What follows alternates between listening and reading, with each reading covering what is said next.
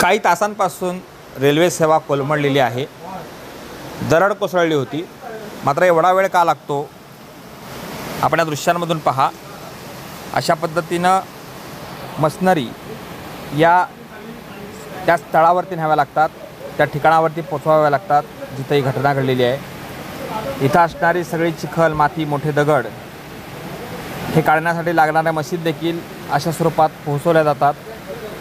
या सर्व कामांना दिरंगाई लागते आणि यामुळं हे सगळं काम करायला खूप वेळ लागतो. आपण या दृश्यामधून पाहू शकताय घटनास्थळावरती JCB मशीन अशा माध्यमातून पोहोचवण्यात आली. संपूर्ण काम झाल्यानंतर दरड काढण्याचं पुन्हा मशीन अशाच स्वरूपानं बाहेर काढली जाते.